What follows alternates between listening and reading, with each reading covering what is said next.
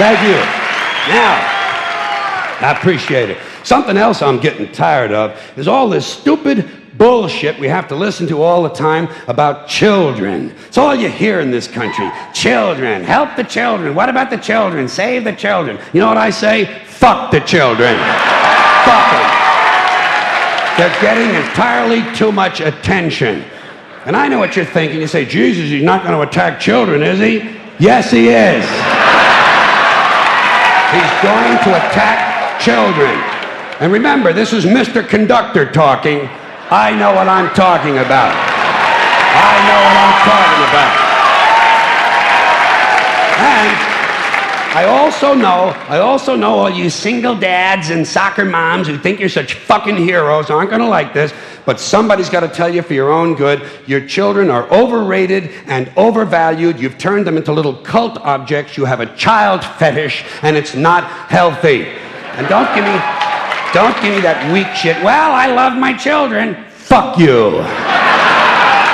Everybody loves their children. Doesn't make you special. John Wayne Gacy loved his children.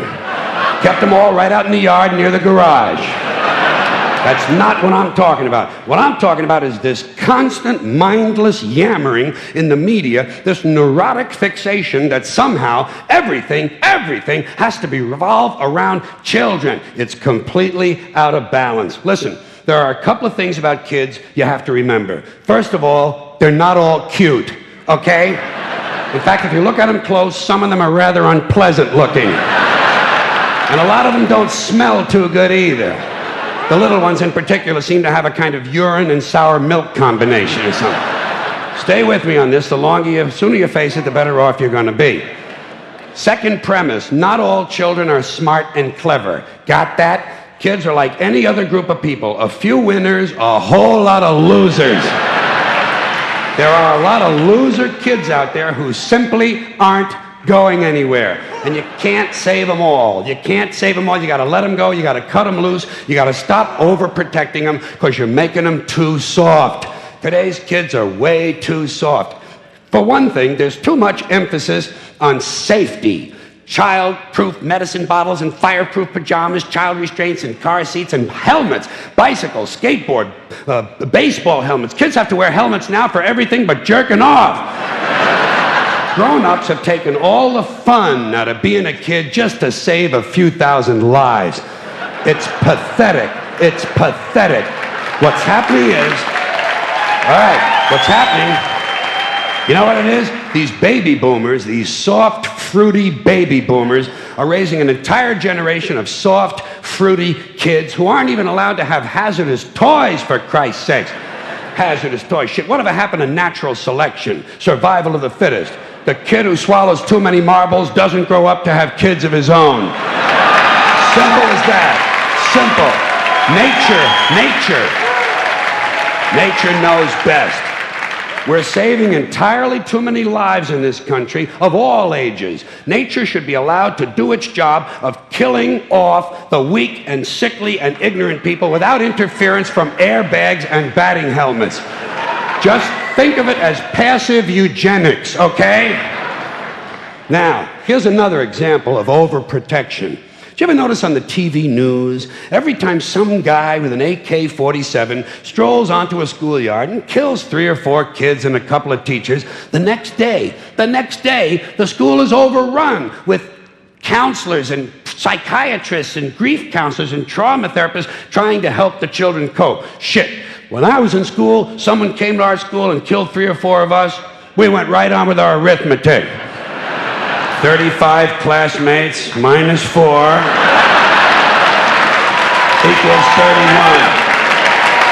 We were tough. I say if kids can handle the violence at home, they ought to be able to handle the violence in school. I'm not worried about guns in school. You know what I'm waiting for? Guns in church. That's going to be a lot of fun. And it'll happen. You watch. Some nut will go fucking ape shit in the church, and they'll refer to him as a disgruntled worshiper.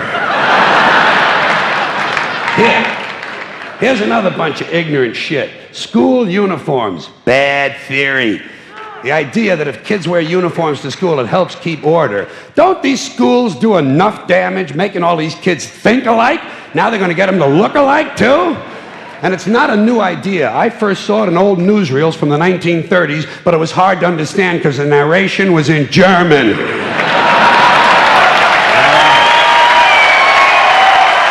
One more. Thank you. Thank you. One more item about children, and that is this superstitious nonsense that blames tobacco companies for kids who smoke. Listen, kids don't smoke because a camel in sunglasses tells them to. They smoke for the same reasons adults do, because it relieves anxiety and depression. And you'd be anxious and depressed, too, if you had to put up with these pathetic, insecure, striving, anal, yuppie parents who enroll you in college before you're old enough to know which side of the playpen smells the worst. And then they fill you full of Ritalin and drag you all over town in search of meaningless structure. Little League, Cub Scouts, swimming, soccer, karate, piano, bagpipes, watercolors, witchcraft, glass blowing, and dildo practice. They even have play dates, for Christ's sakes. Playing is now done by appointment. Whatever happened to you show me your wee-wee and I'll show you mine? Hey, no wonder kids smoke. It helps. Not as much as weed, but hey, you can't have everything.